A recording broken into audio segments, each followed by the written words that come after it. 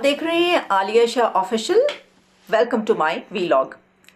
नाजरीन, digital currency अब एक ऐसा ताकतवर जिन की सूरत इख्तियार कर चुकी है कि समझ लीजिए कि जिसके पास भी डिजिटल करेंसी मौजूद है, मुस्तकबिल उसका है। 2009 में जो बिटकॉइन मुतारिफ करवाया गया था, उस वक्त उसके मुतालिक नहीं सोचा गया था कि इसमें सरमायाकारी करने वाला इतने फ़ायदे में रहेगा। यही वजह है कि बहुत से लोगों ने उस पर सरमायाकारी डर के मारे नहीं की। लेकिन वही बिटकॉइन जो कि चंद डॉलर से भी कम कीमत में ख़रीदा गया था, आज उसकी कीमत 60 लाख रुपए बताई जाती है। लेकिन पाकिस्तान में डिजिटल करेंसी के लिए लोगों को अगवा बराए तावान किया जाएगा लोगों का, ऐसा तो किसी ने सोचा भी नहीं था, और वो भी गैर मुल्कियों का अगवा बराए तावान। आइए आज आपको एक ऐसी ही वारदात के मुतालिक बताती हूँ। हुआ कुछ यूँ कि पाकिस्तान की तारीख में पहली मर्तबा डिजिटल करेंसी के ज़रिए 1.5 करोड़ रुपए का तावान ऑनलाइन वसूल करने की एक वारदात सामने आई है। पाकिस्तान के शहर लाहौर में ये वारदात हुई है। बहुत कम लोग इसके बारे में जानते हैं। बिटकॉइन करेंसी में तावान वसूली का ये पहला केस, मेरा ख्याल है कि पाकिस्तान में तो पहला केस ही होगा, थाना रेस कोर्स लाहौर में जो है वो दर्ज किया गया है। और पुलिस ने एक इरफान महमूद नामी आदमी है और उसके साथ उसके साथी भी हैं। सिर्फ वो अकेला नहीं है, पूरा एक गैंग है जिनके खिलाफ एफआईआर दर्ज की है। और एफआईआर के मतक के मुताबिक डकैती की जो वारदात है वो स्विट्ज़रलैंड और जर्मनी के शहरियों के साथ पेश आई है।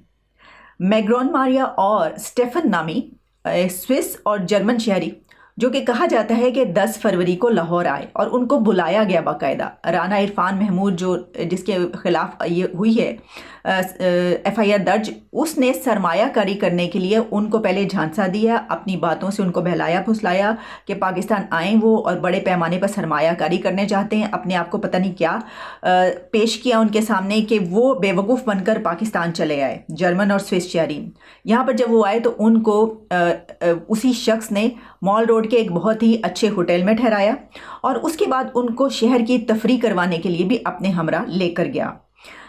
फिर ये हुआ कि होटल की गाड़ी में वो उनको लेकर गया था तफरी करवाने के लिए, लेकिन कुछ दूर जाने के बाद, कुछ सैर और तफरी करवाने के बाद वो होटल की गाड़ी वापस भेज दी गई और 2 मज़ीद गाड़ियाँ रेंट कार के तौर पर मंगवाई गई, रेंट पर मंगवाई गई।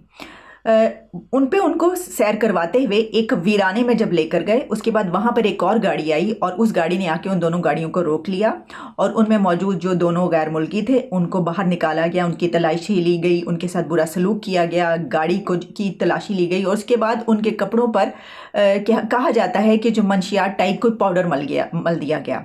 उसके बाद उनको आगे चलकर एक हवेली नुमा डेरे पर ले जाया गया। उनकी आंखों पर पट्टियाँ बंधी हुई थी। उसके बाद जब उनको वहाँ पर ले जाया गया और फिर उनको ये कहा गया कि अब जो है तुम्हें हमारी हर बात मानना पड़ेगी, क्योंकि अब तुम्हारे पास से जो मंशियात निकली और हम पुलिस को यही बताएंगे। जो दर्ज होने वाली एफआईआर है उसके मतन के मुताबिक मुल्जिमान से उन्होंने 6,300 यूरो करेंसी और 1.8 बिटकॉइन, जिसकी मालियत तकरीबन 1 करोड़ 47 लाख रुपए बताई जाती है, ऑनलाइन अपने लैपटॉप में ट्रांसफ़र करवाए। और उसके अलावा सिर्फ यही नहीं, ड्रामा पूरी तरीके से खेला गया।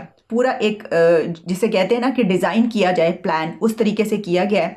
उसके बाद उनको 30 करोड़ रुपए मज़ीद भी मांगे गए कि अगर ये नहीं दिए आगे चल के तो फिर मज़ीद तुम्हारे साथ बुरा होगा।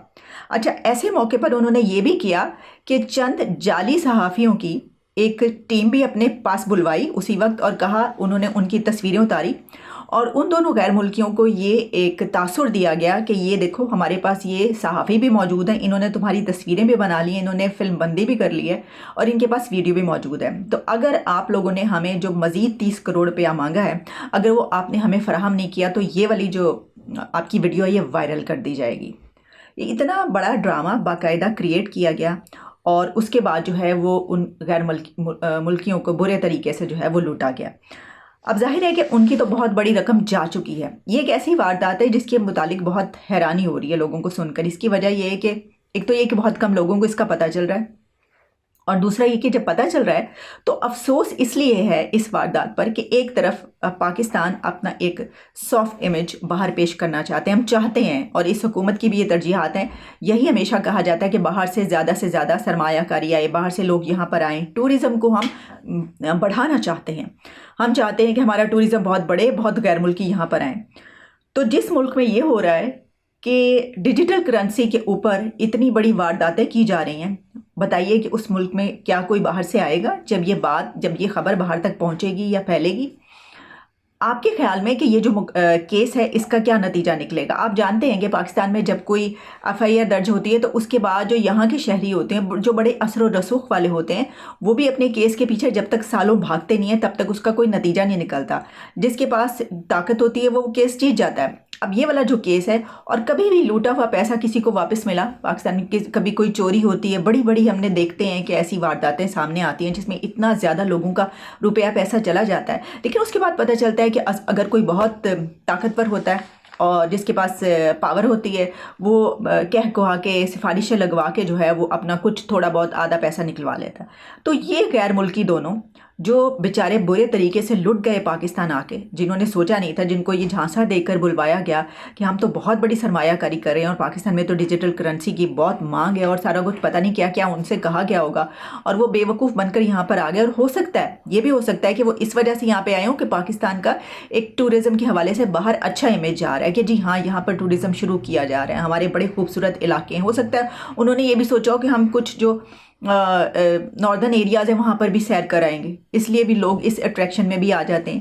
تو ان کے ساتھ یہ ہوا اور یہ کیا گیا، تو کیا وہ بیچارے اپنے پیسے واپس نکلوا سکیں گے؟ کیا ان کو ان کی جو کھوئی ہوئی لوٹی ہوئی دولت ہے وہ واپس مل سکے گی؟ چلے عزت، اور ظاہر ہے کہ جو ان کو ایک خواری اٹھانا پڑی، جو کچھ ان کے ساتھ ہوا، جتنا خوف ڈر ان کو محسوس ہوا ہوگا، یہ سب تو اپنی جگہ، لیکن کیا وہ رقم جو ہے ان کو واپس مل پائے گی؟ مطلب ان کے پاس تو کوئی ایسے ذرائع نہیں ہوں گے کہ وہ پیچھے بھاگے اور یہ کہیں۔ تو میرا یہ خیال ہے کہ اس کی طرف دیکھنا چاہیے جو کرتا دھرتا ہیں، اور جو پنجاب حکومت اور جو بھی اس سلسلے میں ہیں اتھارٹیز، ان کو دیکھنا چاہیے اور ان کی مدد کرنی چاہیے۔ اس کی وجہ یہ ہے کہ اگر ان کو ان کی رقم واپس نہیں ملی اور جو لوگ پکڑے گئے ہیں اگر ان کو واقعی سزا نہیں ملتی ہے تو پھر تو یہ دھندا چل نکلے گا، یعنی یہ اسی طرح ہوتا رہے گا اور یہ پاکستان کے امیج کے لیے بہت برا ہوگا۔ اور یہ بڑی حیرانی کی بات ہے، میں نے تو ابھی تک کہیں باہر کسی دوسرے ملک میں بھی ڈیجیٹل کرنسی کے حوالے سے کوئی ایسی واردات نہیں سنی، ہو سکتا ہے وہاں پر ہوتے ہوں، لیکن ظاہر ہے کہ جہاں پہ لا اینڈ آرڈر بہت اچھا ہوگا وہاں پر تو ایسی وارداتیں کم ہوں گی، لیکن کیونکہ یہ اپنے طرز کی ایک نئی وہ واردات ہوئی ہے کہ ویسے عام تو ہوتی رہتی ہے، لیکن ڈیجیٹل کرنسی میں یہ مشکل ہے کہ آپ کسی کے لیپ ٹاپ سے جو ہے وہ اس کو آن لائن کریں اور پھر اس سے اپنے ٹرانسفر کروائیں۔ یہ ایک مشکل مرحلہ ہے اور اس کو کرنا اور دوسرے سے کروانا مشکل ہے، اور وہ بھی یہ کہ آپ دوسرے ملک سے کسی کو بلا کر یہ کروائیں۔